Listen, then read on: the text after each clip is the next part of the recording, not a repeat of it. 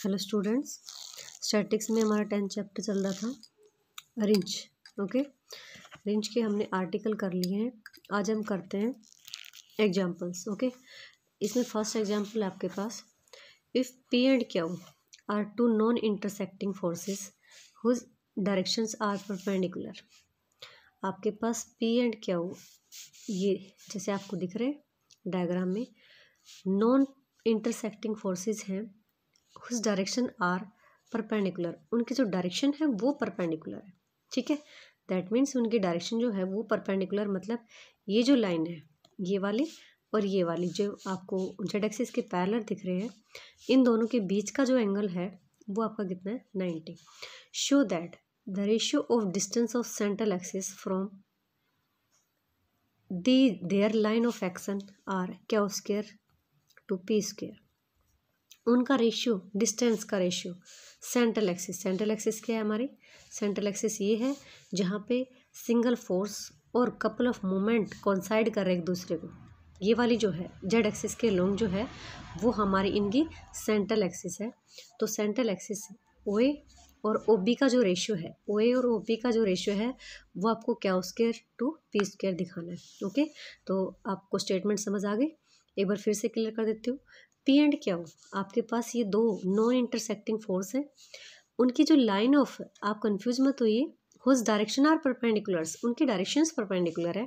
ये वाला और ये वाला जो है, ये डॉटेड जो लाइन दिख रही है, इन दोनों के बीच का एंगल आपके पास कितने का है? 90 डिग्री का।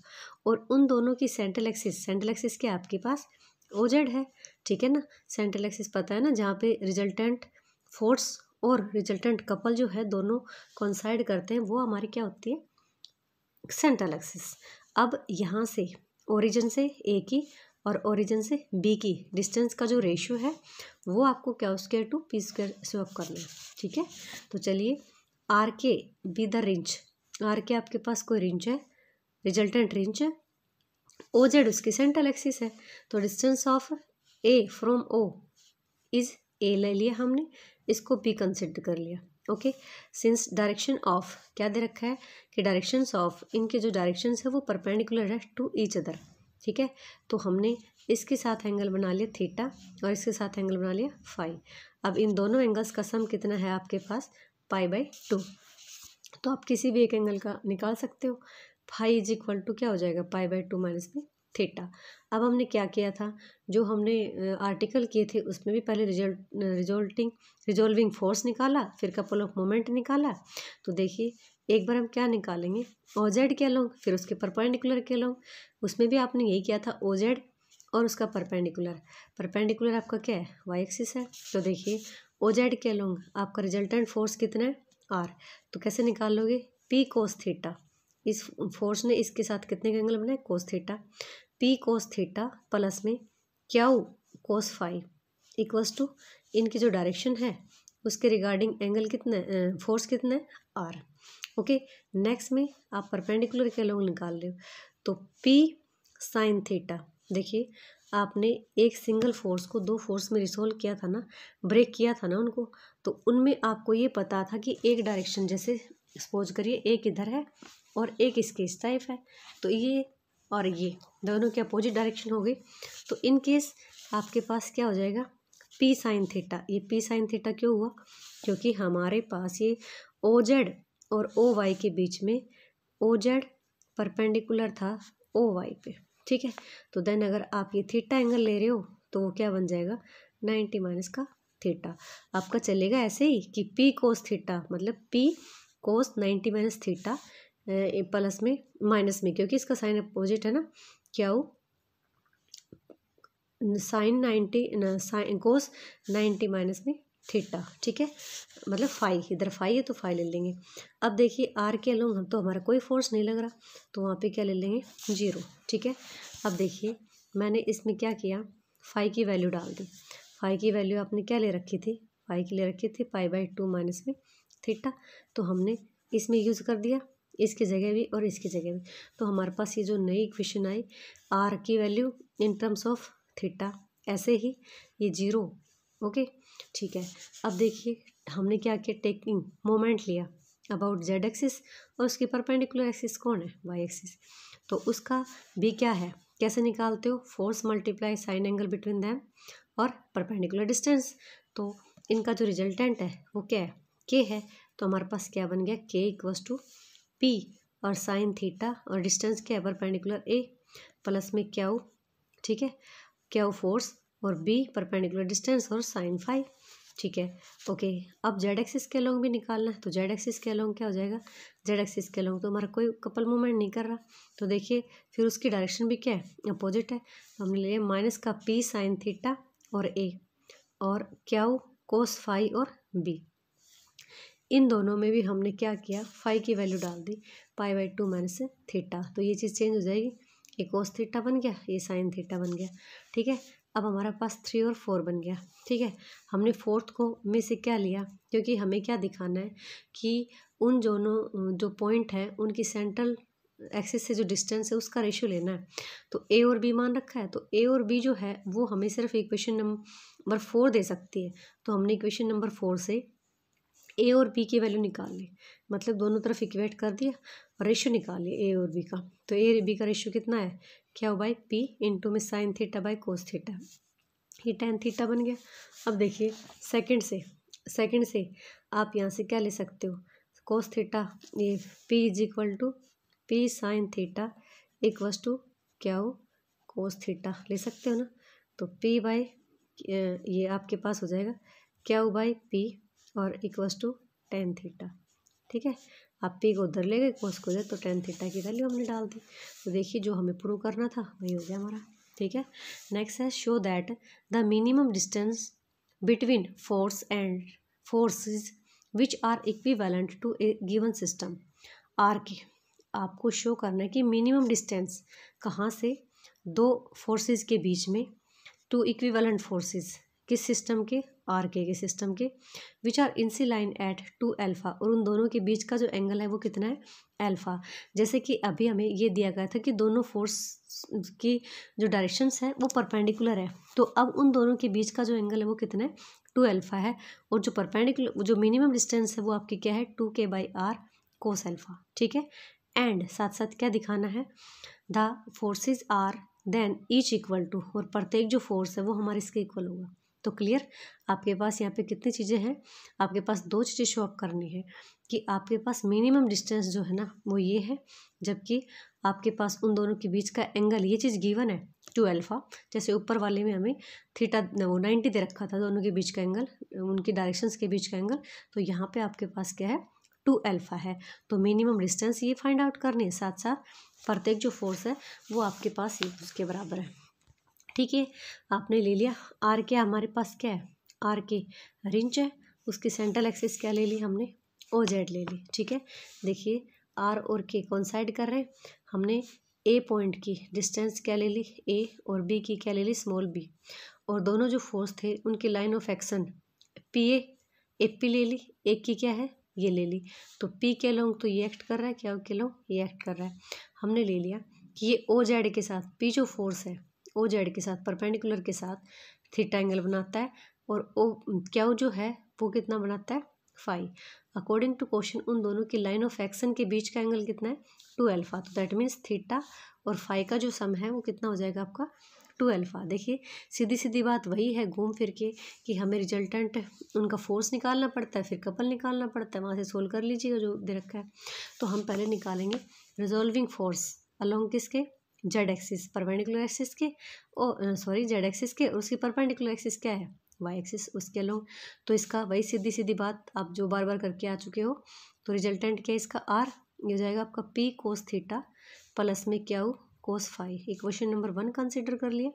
सेकेंडली आपका जेड एक्सिस के अलोंग कोई फोर्स एक्ट नहीं कर रहा, तो हमारे पास क्या हो जाएगा, P sine theta, okay, minus में क्या हो साइन फाई, ओके ओके। अब टेकिंग मोमेंट लेंगे अलोंग ओ जेड के अबाउट, फिर इसके परपेंडिकुलर के, तो क्या है, के है आपका, और ये क्या है, पी और साइन थीटा, और परपेंडिकुलर डिस्टेंस ये हमारा ए मान रखा है, ये हमारे पास क्या है, बी है, ओके। इक्वेशन नंबर 3 अब जेड एक्सिस के अलोंग निकालेंगे, माइनस का पी कोस थीटा इंटू में ए, और क्योंकि परपेंडिकुलर के अलोंग निकाल रहे हो तो इसका परपेंडिकुलर के अलोंग एंगल तो आपका वही है थीटा, लेकिन परपेंडिकुलर के अलोंग तो साइन क्या हो जाएगा यहाँ पे आपका, ये एंगल हो जाएगा 90 माइनस थीटा। तो इसमें हम साइन 90 माइनस थीटा यूज़ करते हैं, तो उसके बजाय आपके पास क्या बन गया, कोस थीटा बन गया। ठीक है, तो ऐसे ही आपका साइन होता है कपल में, जब साइन निकालते हो तो साइन का यूज़ करते हो, लेकिन यहाँ पे ये परपेंडिकुलर था तो 90 माइनस थीटा हुआ है ना, तो ये आपके पास माइनस का पी कोस थीटा इंटू में ए प्लस में क्या हो कोस फाई इंटू में बी। ठीक है, अब हमने क्या किया, 1 को 2 के स्क्वायर करके ऐड कर दिया, 1 और 2 को स्क्वायर करके क्या कर दिया, ऐड कर दिया। ठीक है, अब स्क्वायर को करके ऐड किया, यहाँ से देखिए हमारे पास ये चीज़ें मिल गई, हमने इसका कंबाइन कर दिया थीटा प्लस में फाई, थीटा प्लस फाई की वैल्यू क्या थी हमारी 2 अल्फा। ठीक है, तो ये हमने क्या निकाल दिया, रिजल्टेंट निकाल दिया, क्योंकि आर तो रिजल्टेंट है, इक्वेशन नंबर 5 कंसिडर कर लिया। अब हमने क्या लिया, 1 और 3 दोनों को मल्टीप्लाई कर दिया, 1 और 3 दोनों को मल्टीप्लाई कर दिया आर के, मल्टीप्लाई करने के बाद इसको कैलकुलेट किया, जो टर्म्स कंबाइन हुई उनको कंबाइन कर लिया, जिनमें से कुछ कॉमन आया तो कॉमन ले लिया। देखिए मैंने यहाँ पास पी क्या हुआ है तो पी क्या ले लिया, अब यहाँ पे जिनका यूज़ करना पड़ा मैंने यूज़ कर लिया, और सभी में से पी क्या कॉमन ले लिया।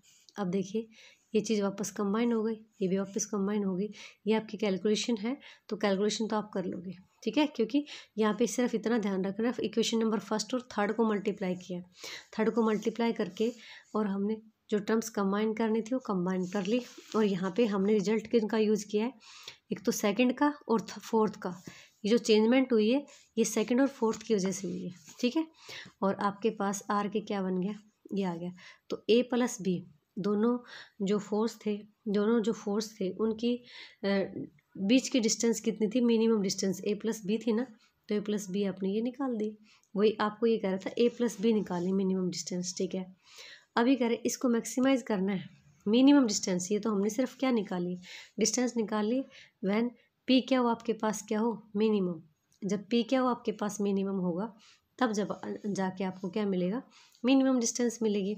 ठीक है, मैक्सिमम होगा, सॉरी पी क्या हो जब आपका मैक्सिमम होगा। यहाँ पे देखिए ये आपका डिनोमिनेटर में है ना, तो ये आपका एक फ्रैक्शन है, तो फ्रैक्शन में डिनोमिनेटर जितना क्या हो बड़ा, उसकी फ्रैक्शन की वैल्यू क्या होती जाएगी, छोटी होती जाएगी। तो आपके पास अगर पी क्या मैक्सिमम है तो तब जाके आपके पास क्या मिल जाएगा, ये ए प्लस बी की वैल्यू मिनिमम मिलेगी। हमने इस चीज़ को बनाया, पी स्क्वायर प्लस क्या स्क्वायर, ये आर निकाल रखा था ना, इसको हमने इस टाइप से मॉडिफाई किया कि पी माइनस क्या होगा होल स्क्वायर बना लिया, और यहाँ से जो एक्स्ट्रा चीज़ें थी वो आ गई, पी माइनस क्या होगा होल स्क्वायर प्लस में इसको क्या लिख सकते हो, इसको हमने यूज़ किया 1 प्लस कोस 2 अल्फ़ा की जगह 2 cos square alpha. Okay, use किया इसका। ठीक है, यूज़ करने के बाद देखिए हमारे पास ये चीज़ें आ गई ना।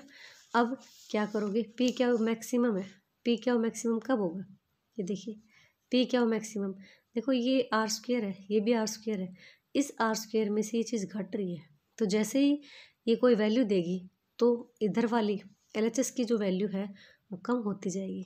ठीक है ना, क्योंकि आर स्क्वायर माइनस समथिंग इसका स्क्वायर है, हालांकि इसके अंदर से तो वैल्यू पॉजिटिव आएगी, लेकिन ये इसमें से घटा रहे हो तो वैल्यू मिनिमम आएगी। तो ये जो क्वांटिटी है LHS जो है वो मैक्सिमम वैल्यू कब दे सकता है, जब हमारे पास P माइनस क्या हो 0। ठीक है, तो that is P is equal to, अगर क्या लेते हैं तो हमारे पास क्या बन गया, R square is equal to 4p square cos alpha, तो आर इज इक्वल टू हो गया 2p और आपके पास कोस अल्फा, तो p इज इक्वल टू, ये देखो हमने फर्स्ट चैप्टर में पढ़ा था ना, जब फोर्सेज हमारे पास इक्वल हो तो उनका रिजल्टेंट क्या आता है, 2p कोस अल्फा आता है ना। हमें फोर्स की वैल्यू निकालनी थी जो कि हमने निकाल ली। ठीक है, ओके, अब हमारे पास उसकी जो वैल्यू दिखानी थी वो बची हुई है, तो फ्रॉम 6 से हमने क्या लिया, a plus B equals to R K, ये दे रखा है। ठीक है, minimum value of a plus B, minimum value of a plus B, देखिए मैंने वहाँ से इनकी वैल्यू यूज़ की है, तो हमारे पास क्या आ गया, ये यहाँ पे r की वैल्यू यूज़ की है रिजल्टेंट की। ठीक है, रिजल्टेंट की वैल्यू यूज़ की, और ये देखिए आपके पास, और p किसके बराबर था, क्यों के बराबर, तो ये हमने यूजिंग वैल्यू ऑफ r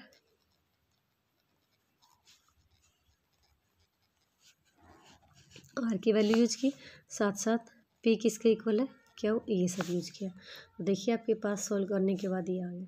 तो मिनिमम वैल्यू निकाल लेते हैं उन दोनों के बीच के डिस्टेंस की, तो 2k/r इंटू में कॉट अल्फा, ठीक है। और प्रत्येक जो फोर्स था वो किसके बराबर हो, इसके बराबर, तो ये चीज़ तो हम निकाल चुके हैं, ठीक है। Okay, thanks.